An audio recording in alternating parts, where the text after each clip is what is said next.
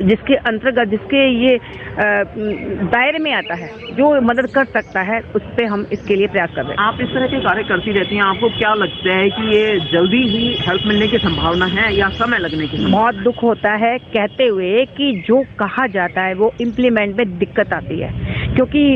फरिश्ता योजना थी तो बहुत सुंदर, उसमें तो यहाँ तक जैसे कि मैंने उनकी मदद की थी कि उसको भी अप्रिशिएट किया जाता है, सर्टिफिकेट दिया जाता है और इमीडिएटली कार्रवाई की जाती है। बट इसमें वो चीज़ ना हो के इसमें अभी जो जिस ढंग से मैंने कहा कि 5,000 की जो मशीन के लिए जो देरी हो रही है, उसको देरी होना मेरे लिए मुझे नहीं लगता वो ठीक है। और कहीं ना कहीं इस तरह की जो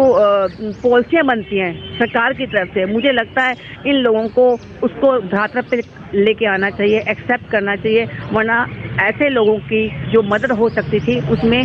दिक्कत आ जाती है। उनके लिए जान के लिए भी कहीं ना कहीं मुसीबत आने वाले टाइम में मतलब खतरा बन सकती है, मुसीबत बन सकती है उनके हेल्थ को लेके।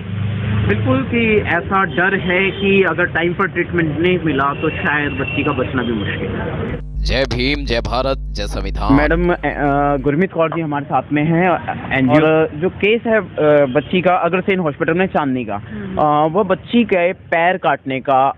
इतना मतलब बात हाथ से निकल चुकी है कि इलाज टाइम पे प्रॉपर ढंग से ना मिलने के कारण उस बच्ची के पैर काटने की नौबत आ चुकी है। पैर काटे जाएंगे तो बच्ची जिंदा बचेगी और थोड़ा वो दिन भी ज़्यादा दूर नहीं है। यदि इलाज में और देरी हुई, समय पर मदद नहीं मिली तो वो ज़्यादा दिन नहीं रहेंगे, 2-4 दिन में, 8-10 दिन के अंदर अंदर बच्ची शायद बचेगी भी नहीं अगर सही ढंग से उसे इस वक्त इलाज नहीं मिला। बहन जी इस केस को हमेशा देख रही है, लगातार देख रही हैं और यही उस केस को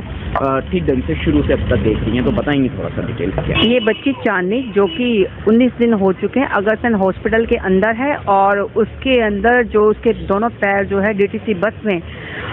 चढ़ते वक्त जो क्रश हो गए थे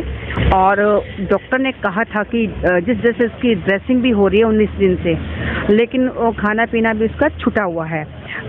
लेकिन इसके बावजूद भी जो ट्रीटमेंट उसका वहाँ पे चल रहा है, लेकिन उसमें उन्होंने कहा है कि अगर 5,000 जो है वैक्यूलम शायद उसमें जो कि पस सोखने की जो मशीन आती है 5,000 पर डे उसका खर्चा होता है। उन्होंने कहा कि अगर इसका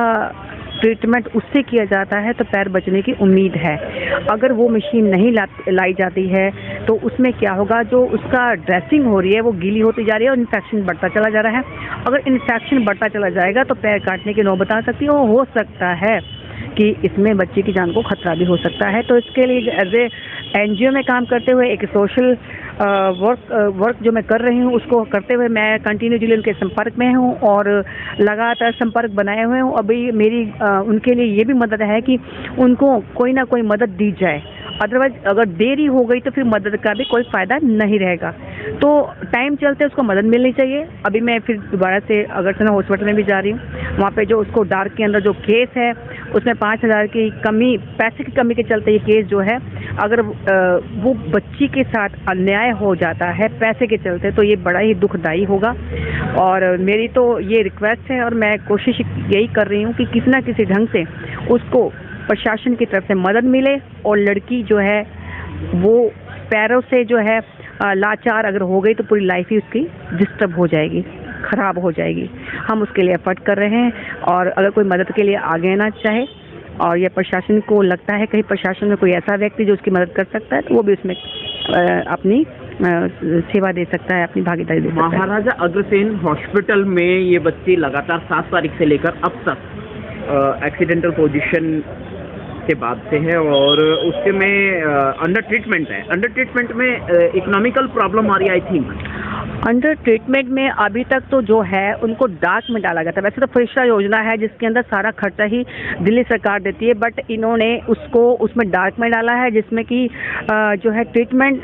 होता है, बट इसमें प्रॉपर जो है खर्चा जो होता है कहीं ना कहीं पेशेंट से भी लिया जाता है। तो जो 5,000 उन्होंने बोले हैं कि अगर इनको 5,000 जो कि एक